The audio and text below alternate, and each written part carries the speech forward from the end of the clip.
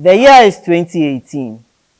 My colleagues and I, during our national service, had a dream to embark on agricultural adventure.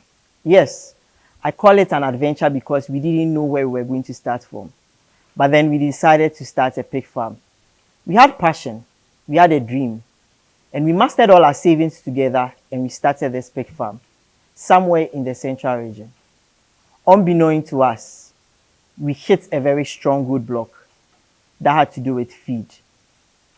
We struggled and suffered, mastering everything we could gather just to keep feeding our pigs. Yet every single week, the price of feed kept soaring. And that is what led us here, Agri Marup, where we are transforming organic waste into animal feed to be able to feed and to be able to help farmers, animal farmers, livestock, pig, fish, poultry farmers save up on feed costs whilst helping their ventures survive. In an attempt to find solutions to help livestock farmers minimize costs in terms of feeding their animals, Jesse Kwashi, together with his partners, founded Agri Marup. They are part of the people who are championing the revolution in insect farming. This week on The Ghanaian Farmer, we are in the heart of the city. We are visiting their facility to see what they have been doing, how much opportunities they are creating for young graduates who are yet to find their hands on something passionate to do. My name is Agri Get Interactive. Share our video, subscribe. Of course, if you have any questions or you have any thoughts, drop them right there under the video as you watch. I'm going for a quick breather. When I come back, Jesse and his partner will be joining me to tell me more about this industry and whatever you need to know to start off. I'll be right back after. Stay tuned.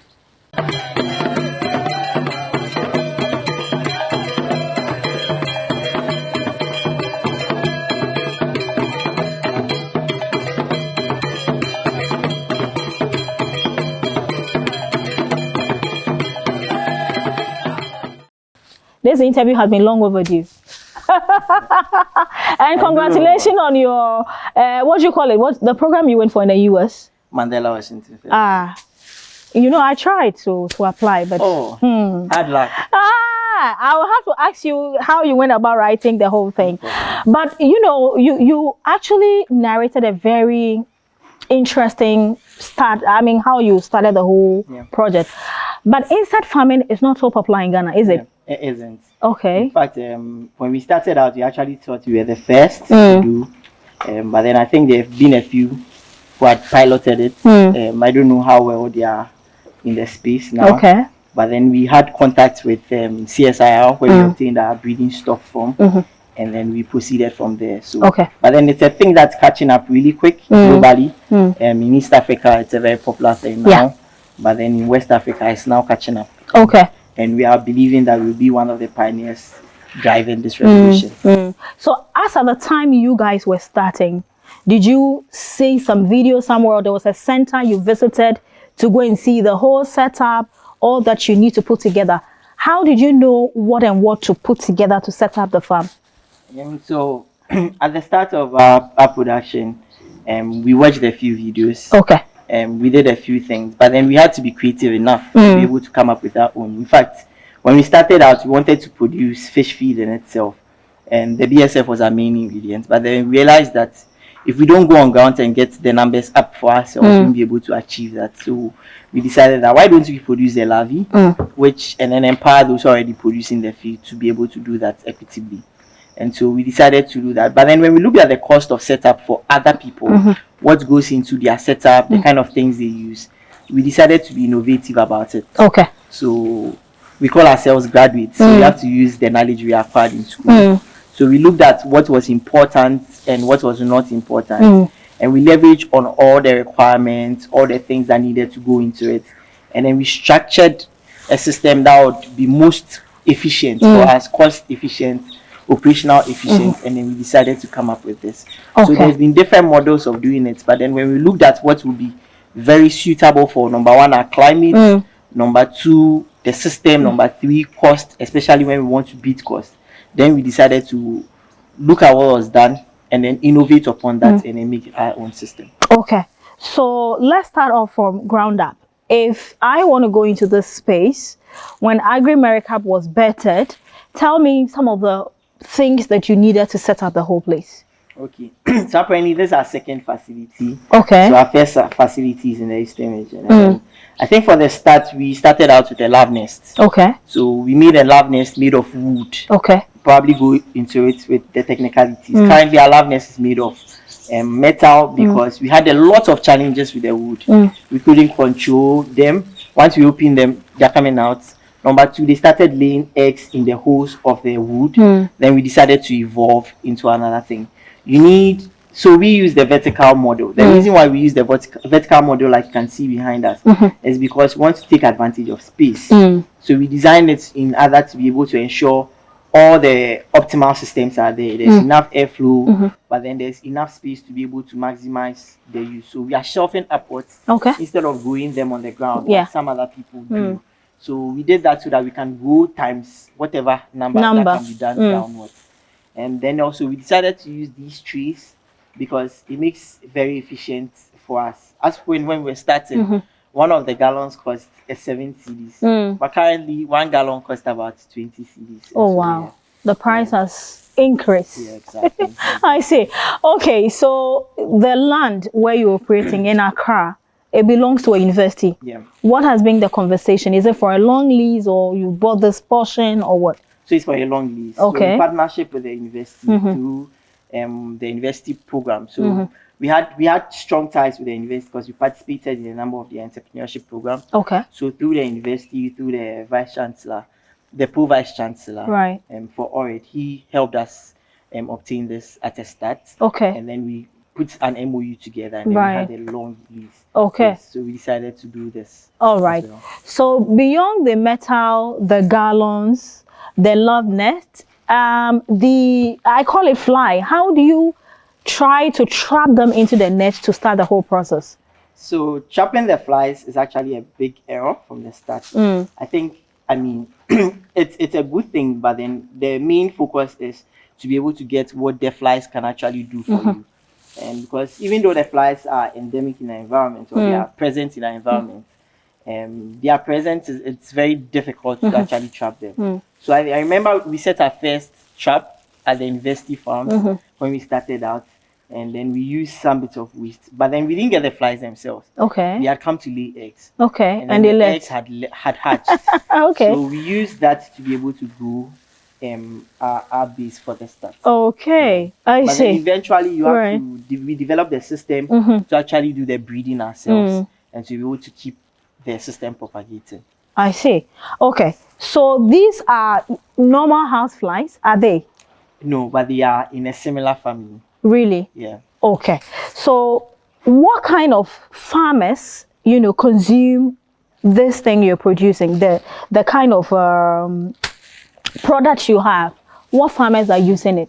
Okay, so I'll probably help answer this by the kind of its nutritional value, and we help appreciate what it contains. So when you look at the larvae itself, it has an amino acid profile. So when we say amino acid is the building block of proteins. It has an amino acid profile that is similar to that of fish meal. So if you break this one down on the molecular level and compare it to fish meal, it's similar. So when you process it and you even have a taste of it, it tastes like amani. Or just small fish. It's not true. It's very, very true. Those who have tasted it can attest to that. So it has very similar amino acid profile. Okay. But then it has a higher fat content and a higher other nutrient-based content than fish meal. So then it has a significantly higher nutritional value. So whoever needs fish meal. So when you look at the entire value chain, you have poultry farmers, you have pig farmers, you have aquaculture. You also have the pet industry, those who have for their cats, dogs, all these things is very suitable for them. And actually good for human consumption as well. Okay. Subsequently, I think it will become a delicacy. Yeah, exactly. Okay, don't bring it to my doorstep. But tell me, Jesse, so you mean animals, farmers can use this? Exactly. And then fish farmers can also use this? Is it both tilapia and catfish or just both one of them? Tilapia and catfish. Okay, how then do I present this to my livestock? Do I mash it and mix it into something, or I just spread it in their bowl and then they eat it? So usually for the different kinds of, when you have poultry beds, you know, insects is the animals in nature actually used to feed it on insects. Okay. Think about it. Where do you Yes. think the fishes in a river get a lot of their food from? Yeah. Some of the insects that falls into Yeah. their water, Yeah. some of the leaves. So Yeah. they are very used to it. Now look at Okay. the poultry beds, the free roaming Yeah. ones. They are They scavenging go into for the insects. bush, yes. And it's very good for them. Yeah. So now when you have poultry beds, you can feed it to them directly. Okay. For some of your fishes, especially those that are big in sizes, you can also feed it to them directly. For some of your pigs too, they can eat it like that. Okay. But then when you have smaller fishes, Yeah. or when you want to look at it in a bit of an advanced model, then you look towards feed formulation. So you're looking at actually drying it, then processing it, and then adding it in the appropriate ratios to actually make your feed. Okay, since you are the money man, let's talk about introducing this business model to a startup. Okay. Okay, I'll talk to your partner more about the life cycle, production, and everything. But if I want to set up this right after this interview, tell me, as a startup, minimum, how much do I need, and what can that money acquire for me? Okay, so you averagely, or for a minimum, you need about 13,000 Ghana cedis. Okay. And that's without the structure Okay. and then the land. Okay. And what that investment goes into for you is to be able to procure a minimum of about 3 of these shelves, and then you get them filled with the trees, and then you have the breeding room or the lab nest with the cages, and then you also have some breeding stock, and then you have your manual harvesters to be able to do that. Now, when you make that level of investment, it means that monthly you'll be able to transform about 1.5 tons of organic waste. Okay. And you'll be producing about almost 300 kg of the larvae and about 700 kg of the organic fertilizer. So what I probably didn't mention is that once you produce this, or you will actually go into the technical part, then we understand what products you are getting out. You're actually able to get 2 products for the price of 1. Okay. So you get 2 products out of it. Okay. And so when you look at the value of both products on a monthly basis, you can make as much as 3,500 from on a monthly basis. On sales? Yeah, on sales. Okay. How difficult or easy is this kind of agribusiness? Well, everything is doable. So I'll probably say everything is doable. But then when you look at its operations, the chunk of the technicalities actually has to do with the breeding. Okay, So those who are inside the net. Exactly. Okay. So they have slightly, their own preference to be able to get the most of them. Then there are a few technical things with regards to especially getting the numbers right, because when you get the numbers wrong, what's going to happen is that you are going to either produce larvae that are not yet matured, or you are going to have larvae that's matured and then your product is not yet ready. Okay. And so it makes your harvesting very difficult. So you want to make sure you are getting the numbers right. Okay. But then when you cross most of those little barriers, it's quite easy to operate. Okay. So the typical Ghanaian farmer who is maybe a poultry, a piggery, or goats or chicken, or fish farmer, they are used to a certain kind of feed for their animals.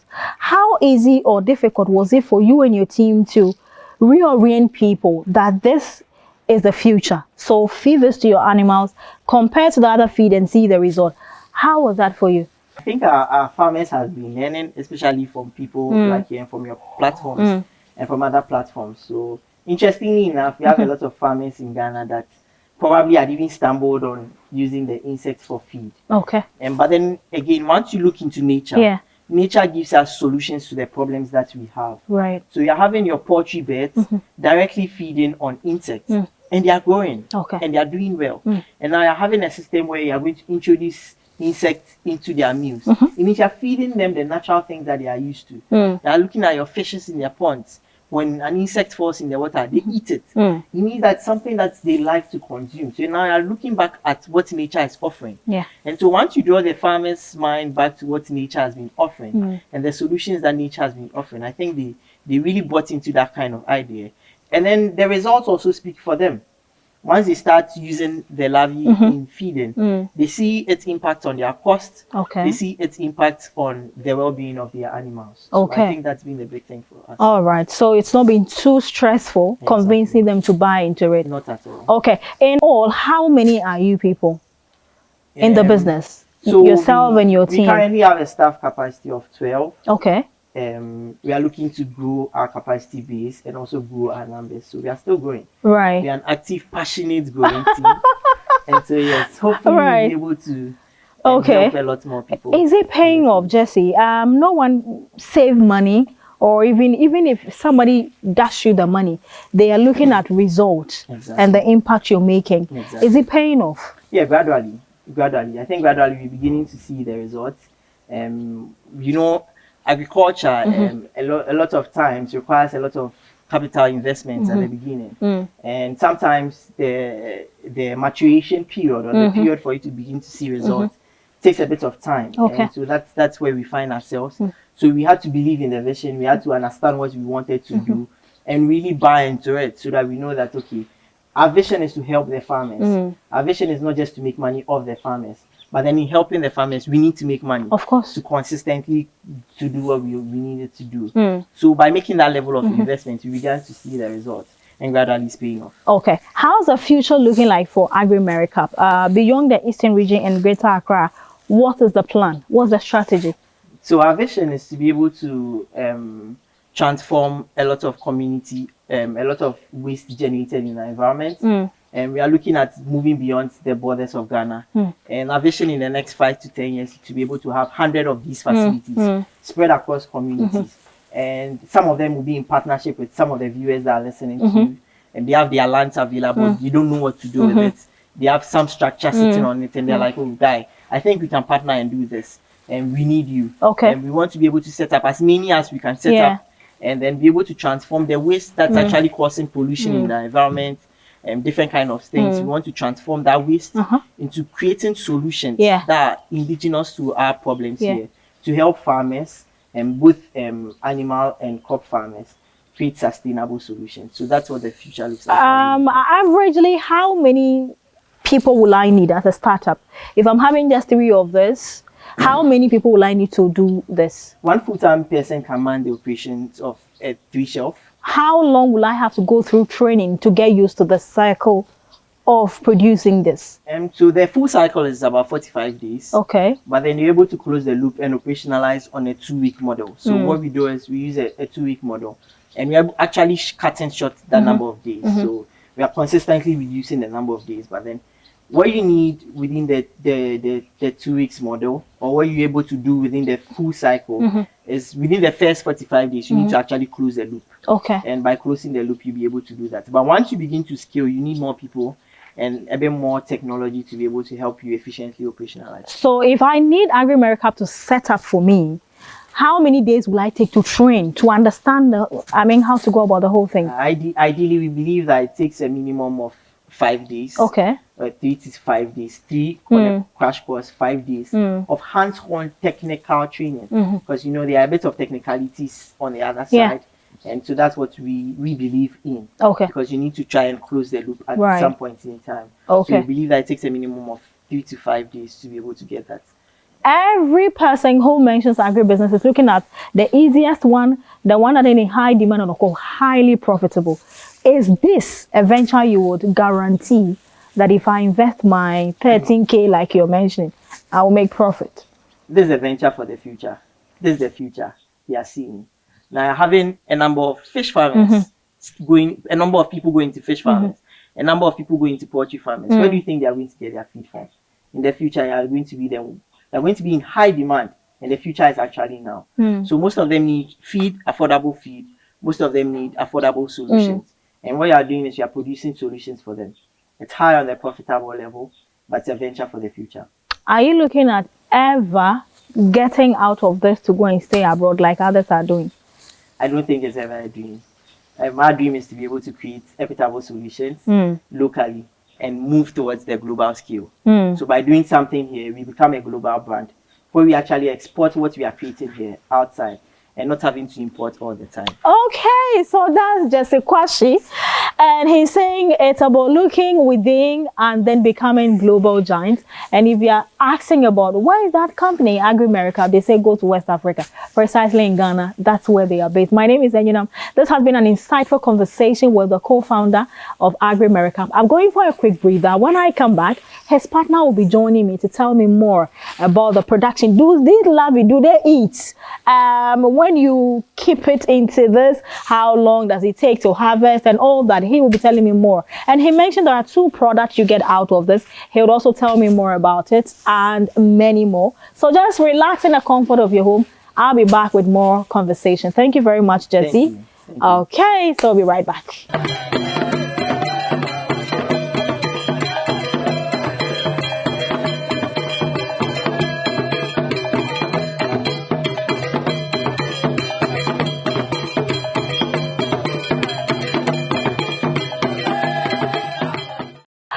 Okay, so thanks for staying. If you're just tuning in, you're watching The Ghanaian Farmer. Very insightful conversation with Mr. Kwashi, and he is more of the money man. He told us that this is profitable. They can help you set up no matter where you find yourself. Just reach out to them and they'll be there to help you. This is one of the easiest, honestly. Snail farming, a lot of us said is okay, no noise, no nothing. But this one, I think it's equally very cool. Mr. Aqua, thank you very much for joining me. Thank you. He said I should call him Nyamitiasi Emmanuel. If you call, he would respond. Yes. Right, so you are the co-founder of Agri Marup. Yes, how has the journey been with your partner so far?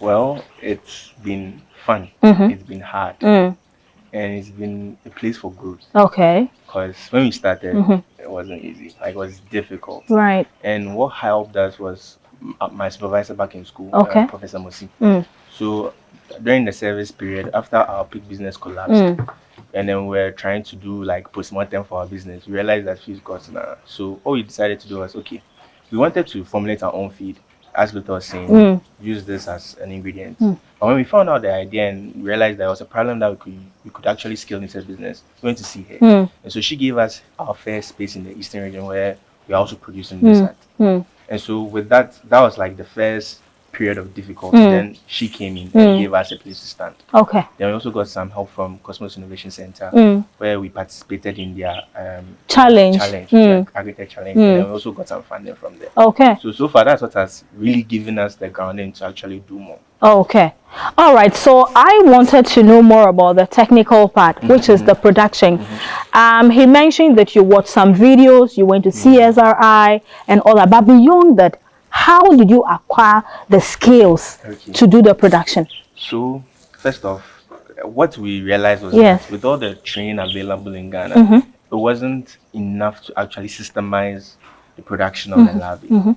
Because CSIR is focused on the research bit. And then we also had this lady from Kabi, Dr. Boafo, who also was into the research bit. So the commercialization, especially in the southern region of Ghana, wasn't so strong. Okay. So what we did was that we realized that, okay, the animal has a life cycle.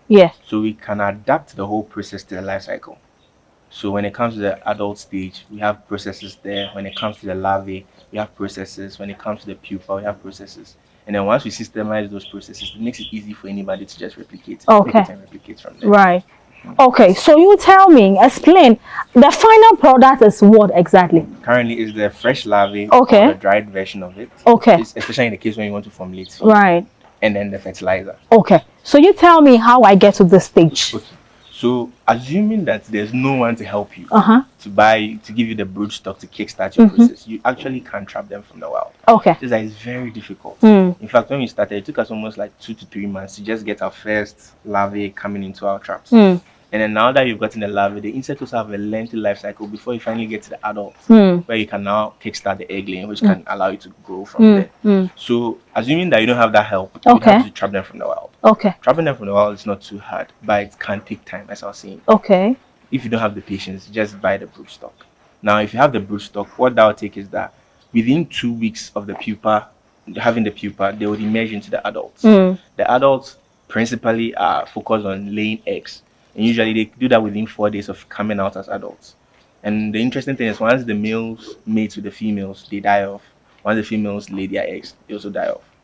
And what makes it usable, or what their behavior that we've exploited is that they like laying eggs in crevices. Okay. So if you put 2 slats of wood together, the hole in between, cardboard, those holes, anywhere that there's a crevice, they can lay eggs. So with the nets that we've set up, that's what we do. Okay. We place something that smells, that attracts them to lay the eggs. So once they lay the eggs, then we collect the eggs, essentially. Now we've collected the eggs, we then allow the eggs to grow, or to hatch, to hatch to a point where we can actually visualize them. The reason being that, as Luther was saying, there's some technicality. You want reproducibility in the process. Yeah. So you want to find a way of enumerating them, like knowing exactly how many larvae you have per tray or per unit amount of waste you're trying to treat.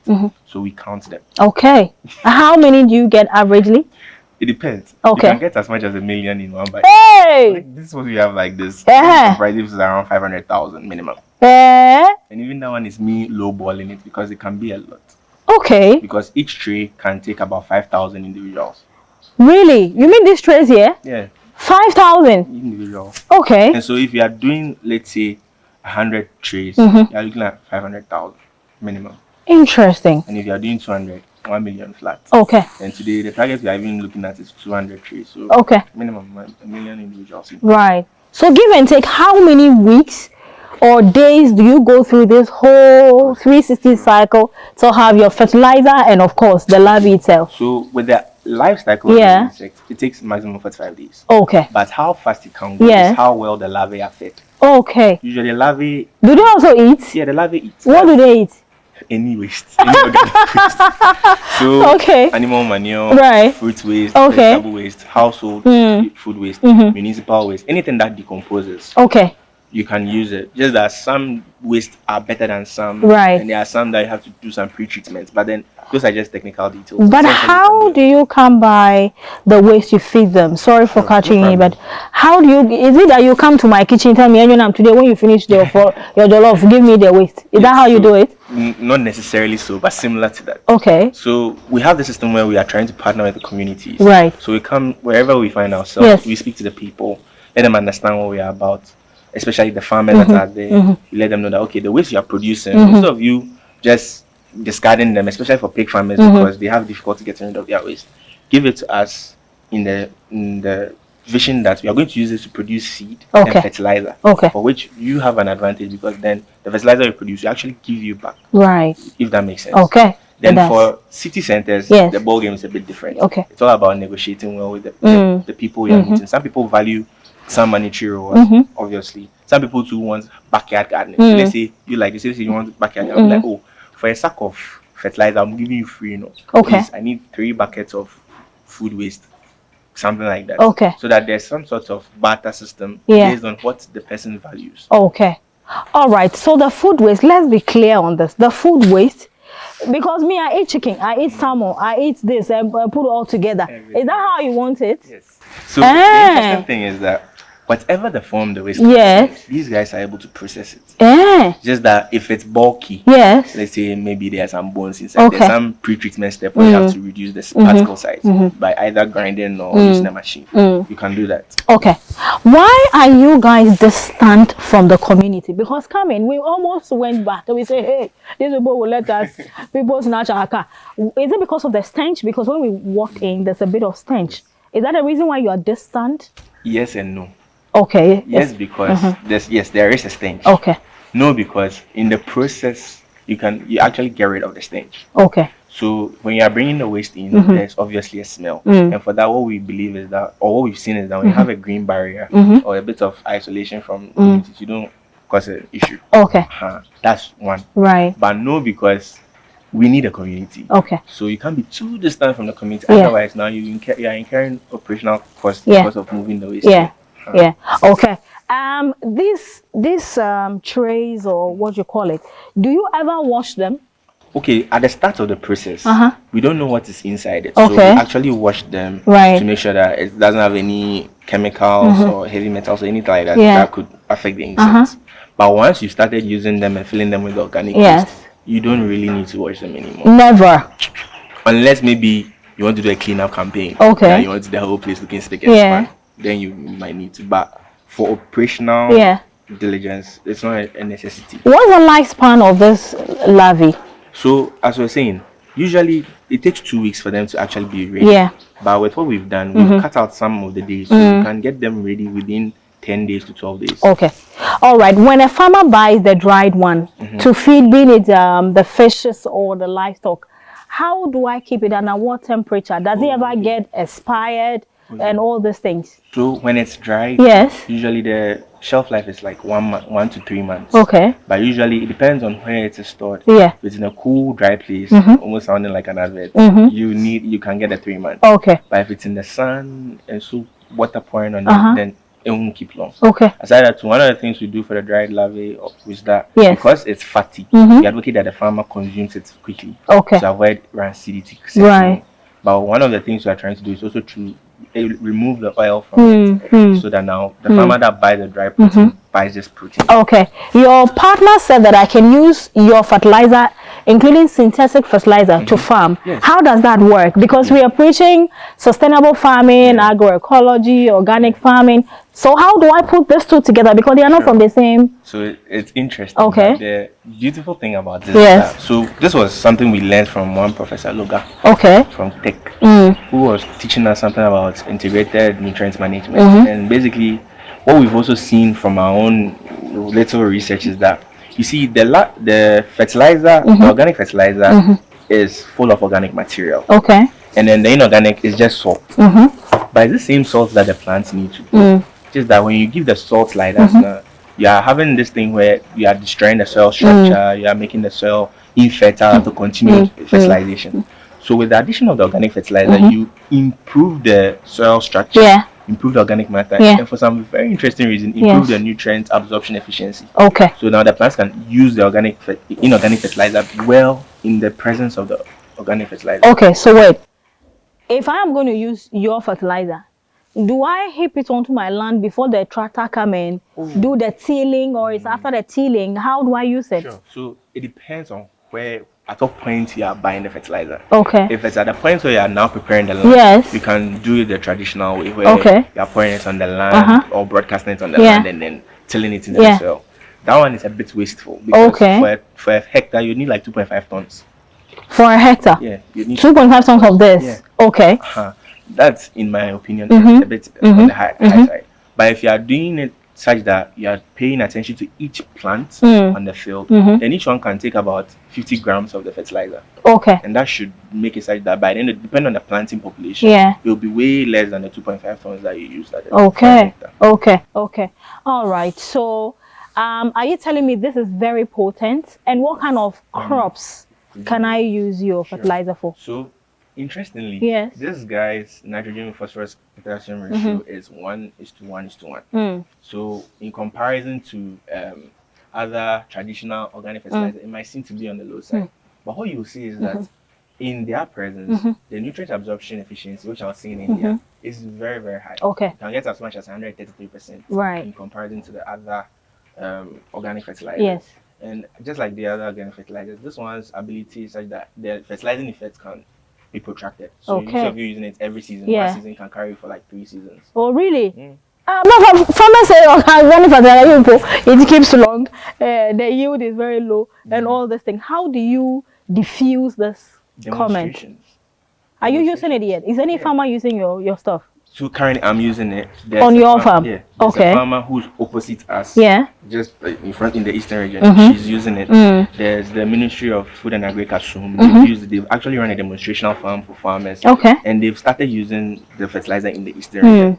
Just that in Accra, we've not had that demonstration yet. So currently we are just looking at selling the larvae and then pushing this for the horticulturists. Okay. Okay. What's the future looking like for those of you in the space, and how are you introducing it to other youngsters who want to go into the agriculture space but not necessarily be on the sun? I mean, look at you.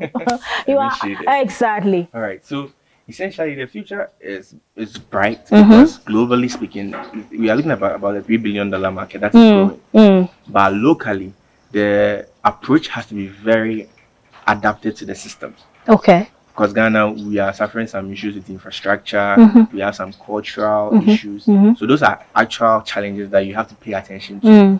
But once those are carefully navigated, the future is very bright. For example, if we fully operate this facility. Yeah. We could easily churn out 4 tons of the larvae per day. Okay. But then for that 4 tons to make sense, there must be a waiting market to absorb that. The good news is that there's a waiting market that absorbs that. There's just one article you yourself showed that Charlie feed cost is killing the farmers. So once you make this feed available to them on a large scale where you know that, oh, if I come, I'm getting 1 ton, I can fuel my production process. Yeah. It can mean that now there are a lot more people in the market space, the people that are going to consume it. Then of course waste will not finish in this country. Okay. So more people can easily join in and partner so that we make more of this thing available for Okay. So there are a lot of viewers who watch our show. We reach over millions of subscribers abroad, and they are looking for easy, simple agribusinesses to set up. Tell me, if I want to go into the space, are you ready for partnership, investment, training, and everything? So yes, we are actually aggressively looking for partnerships because again, the whole approach we believe is that it's like a big tree. You can't go and embrace it by yourself. You need people to hold your hand and wrap around it. So with that, we are open for all sorts of collaborations. Currently, we are offering training to, depending on where you are, you can join us. We will train you for the week, depending on which one you prefer. Some people already have experience. So usually we advocate a 3-day training, or sometimes even a 1-day walkthrough will be fine. But then again, we are open for partnerships and investments.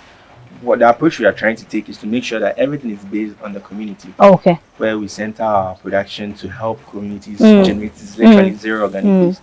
Because the whole idea is if the community generates, let's say, 2 tons of organic waste every day, we are able to consume that using this process. We are having cleaner communities.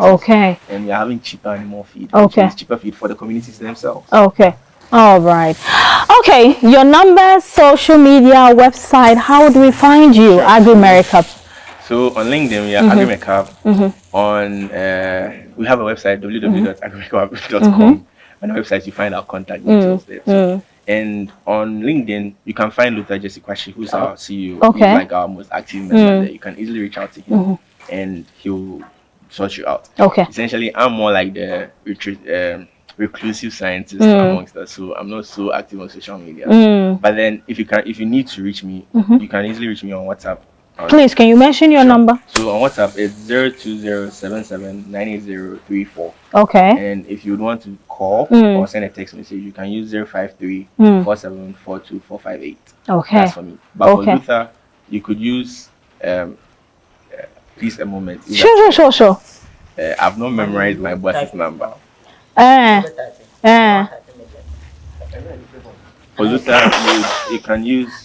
Yes, mention Luther. You can use 024-803-1367. Mention it again slowly. 024-803-1367. Okay, so that's it. A very interesting conversation, and this is for those of you who want, agribusinesses that you will not be on the sun, you will not be weeding and doing all those things. You want an easy one. I think these are some of the Dadabi agribusinesses you can look at how they are all dressed. These are some of the businesses you can go into easy and make some good money. But of course, everybody's fear is, if I go into it, will I get buyers? In case I invest or I ask you to come and set up for me, will you help me sell it? Yes. So one of the things we're even doing right now is we're trying to establish a buyback system where when you're a farmer, you produce your fertilizer, and that's will sell it for you. Okay, that works then. Thank you very much, sir. Okay, so there you have it. A very interesting conversation. If you're out there and you want to do this, please, I've been gracious enough and allow them to mention their number. Just reach out to them. They will help you set up. They will train your personnel for you. And the beautiful part is they will help you market it or sell it. So all you need to do is to come into this space. Let's amplify the insect farming space here in Ghana. And of course, it is so much good for you livestock farmers and aquaculture farmers. And they are hoping to get it for humans. Me, I'm not eating. I will continue to eat my tilapia. Thank you very much for watching. Subscribe, share the videos, drop a comment. Let's see what you have to say about this video. Thank you very much. I'll see you some other time. Bye-bye.